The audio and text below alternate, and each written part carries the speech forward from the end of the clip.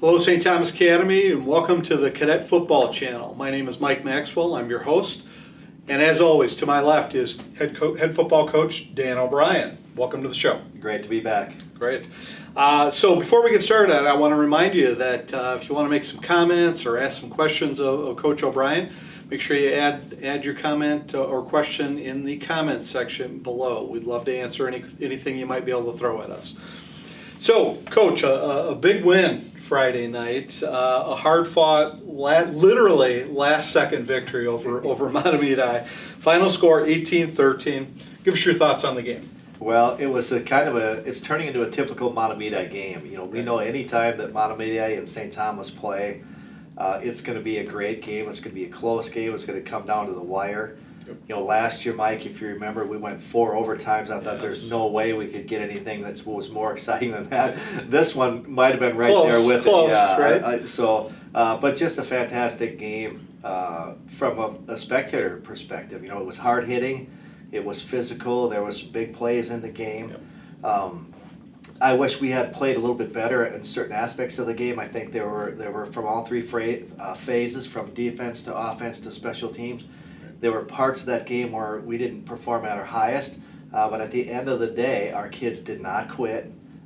You know, when we were down and there was a minute and a half left in the game and they had the ball with 4 downs to go, you know, it was looking pretty bleak. Right. But we got a little lucky with the fumble, and the kids came through, and we ran a 2-minute drill, and we were able to get it down inside the 10-yard line, and we all know what happened from there. Right, exactly. So you had, you know, after you had a really nice touchdown drive, you went up 12-0. Kickoff to Mahtomedi goes back to the house. Yeah. A little later, they get another touchdown, take the lead. What was the mood like on the sidelines, both either players or coaches, even for that matter? Well, I think when we go up 12-0. We feel pretty good, and our defense is playing well. You know, we hadn't given much up on defense. Again, they didn't score on us in the first half. I don't think we've given up a touchdown all year in the first half, so we feel good about what's happening. At that point, we get a little bit of momentum with our offense. Then we have a letdown on the special teams piece. So it literally changed the momentum of the game in a 7-second play. Right. So then we had to go out there and we scrambled a little bit. And offense, we didn't move the ball. You know, I think we got 1 or 2 first downs and punted it away, and then they got it, and they came down and scored on us. So it was tense, to say the very least. Right, exactly. So let's go. You know, fast forward kind of towards the end of the game. You know, we have a pretty good kick return. Move the ball a little bit and then stall out, you know, about a little past midfield, and turn the ball over on downs. I'll be honest with you. I thought, you know what, this game is over. Not being totally negative, but you know, you look at the way they've been controlling the ball, and the football gods had something else in mind. And we're glad they did it. Right. We certainly are. Right. Yeah. I think the team. And all of us were questioning. Obviously, we weren't going to give up. We were going to try to knock a fumble out. And fortunately, they helped us. The guard ran into the quarterback on a reverse pivot, and the ball popped out. And you know, we still had to have a guy there to get it. You know, so we had a guy that had gotten some penetration. Who got the fumble recovery? Vince Mueller did. Okay. He jumped on it, and he actually had 2 this game. So that piece was fantastic. A great play by Vince. And at that point, of course, our sideline and our fans erupted. I mean, we had great fan support, so I appreciate and thank all the people that were there. And not many left early, I don't think. No, I'm sure there were some people thinking about it. There probably was. So that piece was great. Like I said, the offense came out, and we had a nice 2-minute drive and got it down inside the 10. Yeah. So you got it at the 11. You make a decision. You're gonna let the clock run down, get it down to 1 second, and you're gonna line up for what would have been a 28-yard field goal. And then Mahtomedi does something really interesting. I don't know if it was intentional or if it was just, again, trying to scare the kicker or whatever, but they jump off sides 3 times and then get you down to the 1.5-yard line. Was there ever a hesitation to put the offense back on the field, or were you Were you having a conversation with the other coaches? No, you know what? Because our staff was split. The offensive guys, of course, they wanted to go for it. The defensive guys were like, no, hey, just kick it. Right. And Mark Rogalski, our field goal kicker, had a great night. You know, he kicked 2 field goals earlier in the game.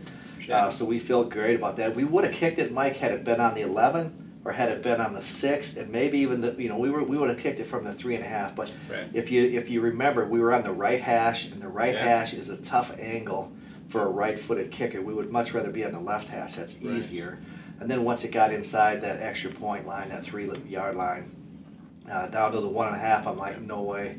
And to be honest with you, my mindset was, Mike, with the running backs and the offensive line that we have, if we can't get 1.5 yards, then we probably didn't deserve to win that game. Right. So I wanted to send them back out. The kids, of course, were excited to go back out. And I told Love we were gonna put the ball in his hands. He said, Coach, I'll get it. Don't worry. So we had a little confidence going on. It was fun. I was happy for him. Yep, and he did in a big way, kind of flipping over the defender as he launched into the end zone. So a great victory against again a very well coached and tough team. So. Certainly, yeah. Mahtomedi is very good, and it's great for our kids. And it was a great game. Now that it's over, it was a great game for our kids and a great game for our coaching staff, because there were a lot of interesting things that happened throughout the course of that game that made our kids have to really dig in and play hard, and had our staff, we had to really coach. Not that we don't coach every game, but there were some interesting situations that caused us great conversation on the headsets. Yeah, no, I know exactly what you're talking about.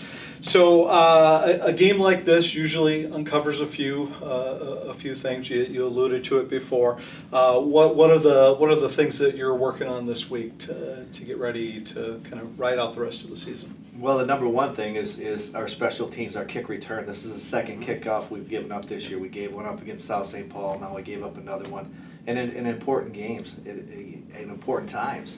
So we have to shore that piece up. We have to correct some things there. So we've adjusted. We've worked on that so far this week. Offense, we need to continue to work on throwing the ball. We didn't throw the ball as well as what we would have liked to. We did have a couple of drops, but we'll continue to work on that piece. And assignments, we missed some assignments up front with the offensive line.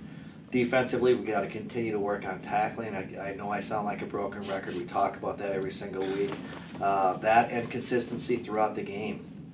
When we get in a situation where they're going to drive on us, we have to figure out a way to get ourselves off the field on third down.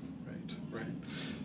Well, and I would say, as you suggested earlier, your defense has played pretty well, not just this game, but all season long. So, but it's probably part of that consistency that with practice and what you're doing in the games that's contributing to that.